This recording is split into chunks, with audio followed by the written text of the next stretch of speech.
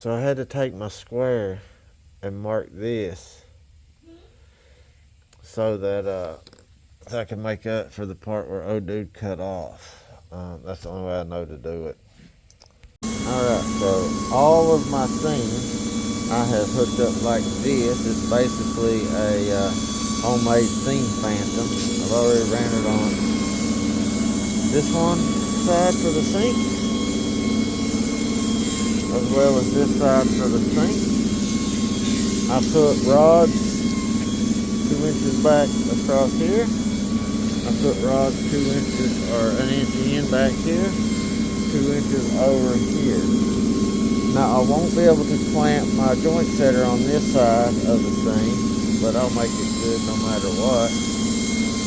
And now this seams to this, so I'll have very, very good looking seams when it's all said and done. I still got to do it on this one here. But that was another thing that wasn't done earlier. Anyways, we've got our bar on this sink run. I also put rods in it. I think I discussed that yesterday on the video. 2 inches up from here, 1 inch in from here, and 2 inches in from here. But this material, it's got these veins all over it, man. And it makes it super, super freaking fragile. And it's not that we've done anything wrong. It's just the material that they chose. So I asked Melissa to come back here because I wanted her hands on it too to see what's going on in case it falls apart. This is a continuation of the video that I've been filming at the shop with this material. We have arrived at the home. It's on top of a mountain on Todd, in Todd, North Carolina. It's actually, you go over the top of the mountain and then start coming back down the opposite side. So, you know, we're going over and just kind of finding our way in right now. Obviously, it's a tile tear out. I'll show you our entranceway. Hey, baby. So this is our entranceway. So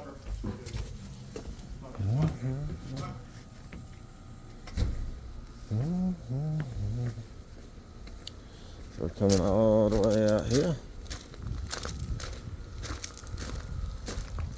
So it's actually not that bad. And that's what we got. That's what we're going to be working with.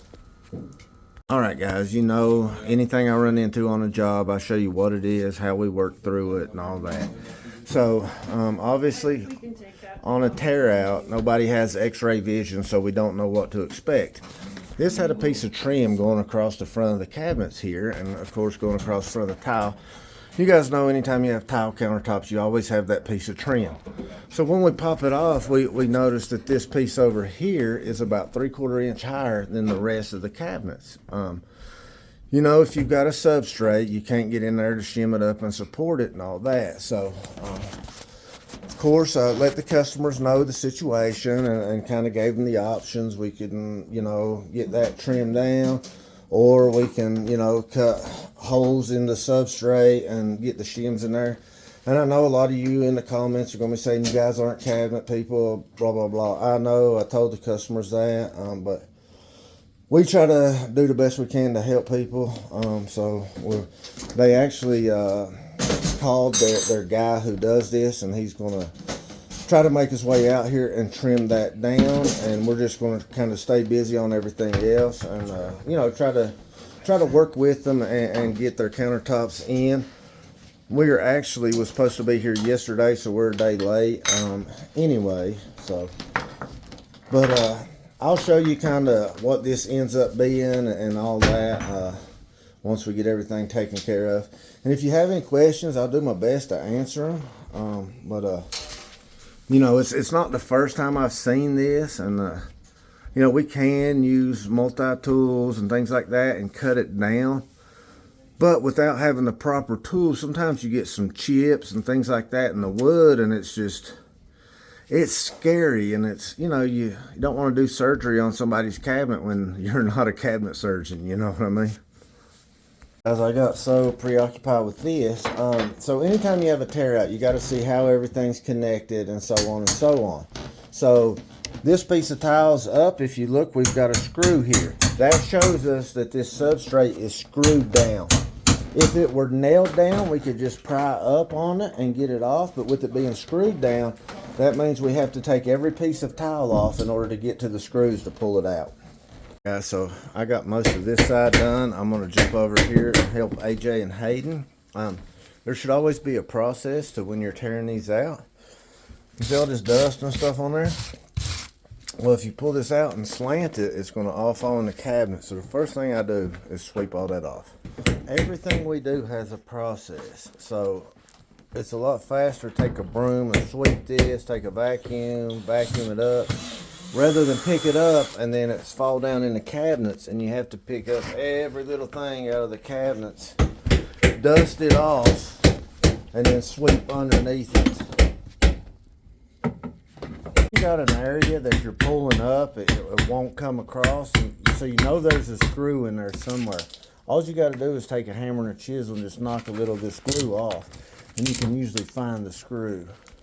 Alright, so we've got this one down to the cabinet that we needed on, and now we got to work on this one over here and get it there.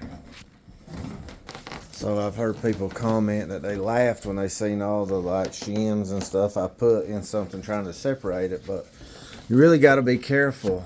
This already cracked. I was prying it up, but they've got to cut it off anyway. But if you just come in here, you know, and use brute strength, you'll tear cabinets all to pieces, and you just don't want that. All right, part one on our end's done. We have got the tear out completed.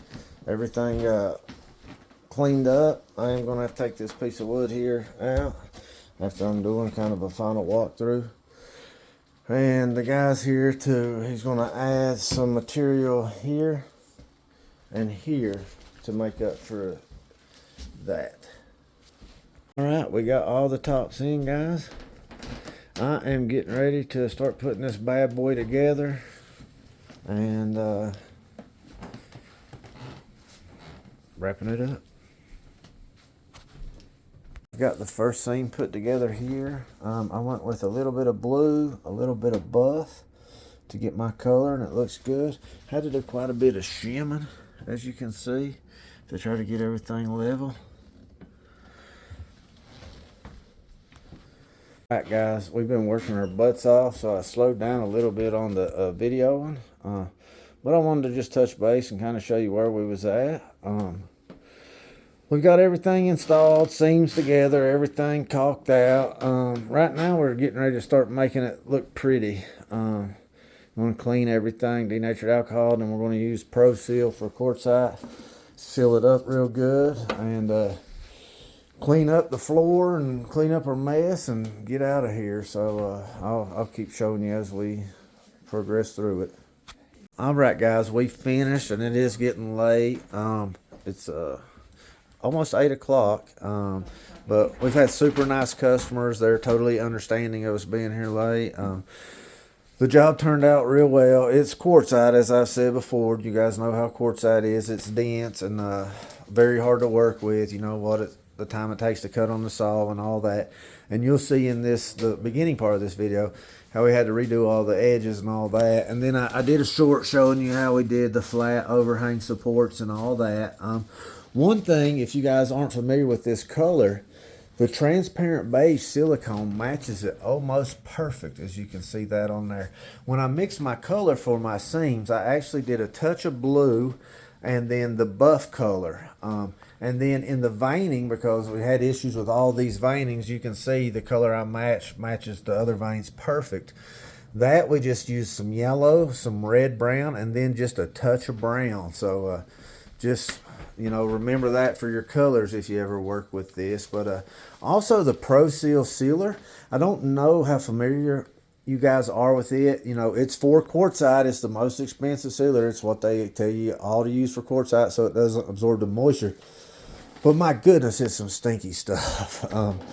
And the stone absorbs it like crazy. So, you know, you're paying $65 for a small bottle, and you might get 3 jobs out of that bottle. So just bear that in mind when you're, you know, pricing your jobs and this and that. But, guys, I appreciate you watching. If you have any questions, feel free to leave it in the comments, and I'll do my best to answer it if you're nice. If not, I probably won't be nice either. But I'll see you on the next one.